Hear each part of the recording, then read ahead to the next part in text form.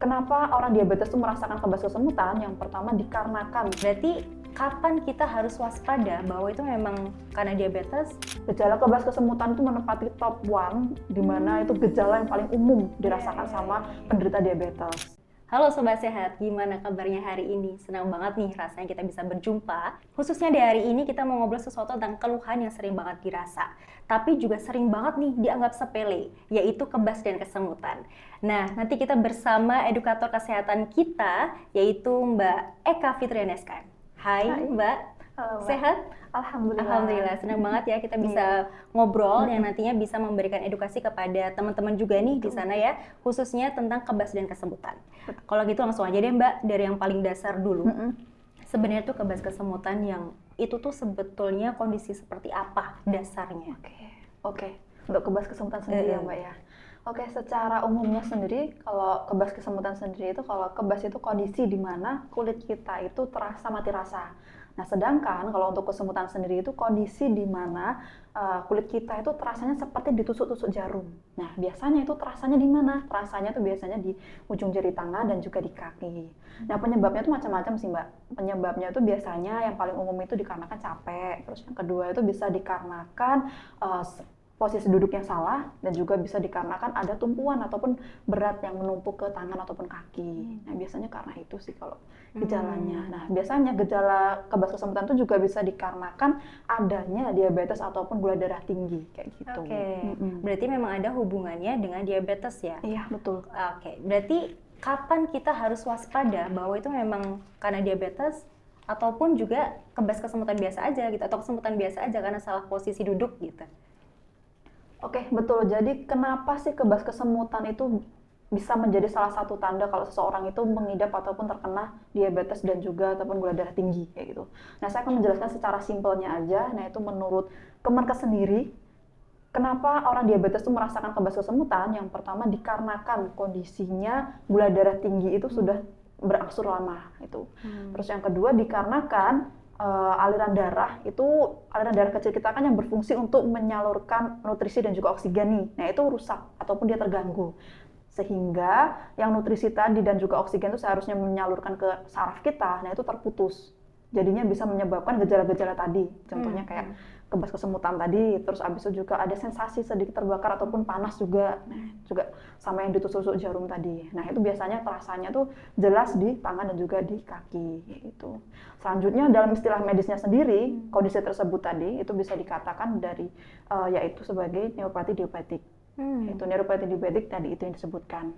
Terus selanjutnya kalau menurut data dari Kemenkes sendiri, gejala kebas kesemutan itu menempati top 1, di mana itu gejala yang paling umum dirasakan sama penderita diabetes. Yaitu makanya walaupun kelihatan sepele, itu sebenarnya nggak bisa diremehin. Karena kebas kesemutan sendiri itu bisa menjadi tanda ataupun alarm untuk tubuh kita kalau sebenarnya tubuh kita tuh lagi nggak baik-baik aja.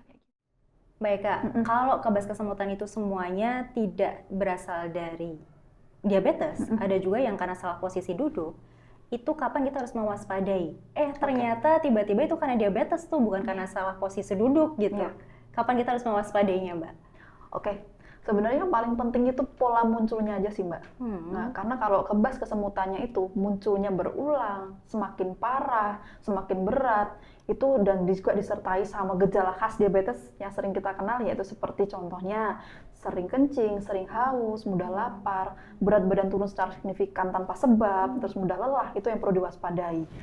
Terus kerusakan saraf pada diabetes itu bertahap ya Mbak, dimulai dari kesemutan biasa, bertahap menjadi kebas atau baal tadi, terus kemudian bisa menjadi kaki itu tidak bisa peka lagi terhadap luka. Nah, semua itu tadi bisa menjadi luka kronis dan juga infeksi. Makanya tanda-tanda awal kayak gini ini perlu kita waspadai sedari dini Mbak, karena kalau semakin lama dibiarkan, maka resiko komplikasinya juga semakin besar. Gitu.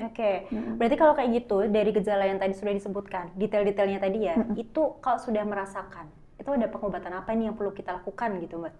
Oke, sebenarnya langkah pertama kalau misalkan muncul gejala tadi bersamaan gitu ya Mbak, ya langkah pertama jelas yang harus dilakukan adalah cek gula darah, jelas. Nah, cek gula darah sendiri itu bisa dilakukan di vaskes tingkat 1 yang pertama, itu contohnya seperti di puskesmas, terus di klinik, boleh juga langsung ke rumah sakit. Nah, juga bisa kalau misalkan ada screening yang dilakukan di lingkungan dari puskesmas, datang ke rumah itu juga bisa banget. Nah, terus selanjutnya apabila sudah dilakukan screening tadi ataupun pengecekan gula darah tadi, rekomendasi dari Kemenkes sendiri, langkah selanjutnya harus dilakukan adalah mengontrol pola makan, aktivitas fisik, manajemen stres, dan juga terapi diabetes. Nah, langkah-langkah tadi itu dilakukan untuk mencegah komplikasi saraf tadi semakin berlanjut, kayak gitu Mbak. Terus selanjutnya sebenarnya langkah pencegahannya itu nggak cuma hanya pengobatan sih Mbak, tapi satu paket lengkap perubahan gaya hidup sehat sendiri, kayak gitu. Sebenarnya sekarang banyak masyarakat kita juga yang mencari alternatif lain, contohnya seperti obat herbal. Nah, dalam hal ini ada Yakona ya Mbak ya. Yakona itu jelas terbukti untuk menurunkan kadar gula darah dan juga memperbaiki dari akar permasalahannya, yaitu sel beta pankreas sendiri. Oke, berarti kalau pakai Yakona bisa dong? Jelas bisa banget dong, karena formulasi dari kandungan daun yakon sendiri itu memang diformulasikan untuk membantu menurunkan kadar gula darah secara alami. Makanya yang diperbaiki itu dari sel beta pankreasnya. Jadi saya menjelaskan sedikit ya Mbak terkait kandungannya dari si yakona sendiri, karena kandungan dari yakona sendiri yang pertama kan ada daun yakon. Nah, daun yakon itu berfungsi untuk menurunkan kadar gula darah serta untuk memperbaiki akar permasalahannya, yaitu memperbaiki sel beta pankreas yang jelas berhubungan langsung sama insulin. Menurunkan kadar gula darah itu dengan cara menghambat enzim pencernaan. Yang kedua itu ada kandungannya sambiloto dan juga daun salam. Kedua kandungan ini bersinergi dengan daun yakon ya, sama-sama efektif dalam menurunkan kadar gula darah.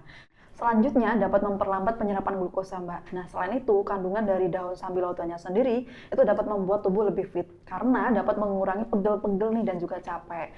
Nah, kombinasi dari ketiga bahan tadi itu diharapkan dapat menjadi teman harian Bapak dan Ibu dalam mengontrol kadar gula darah.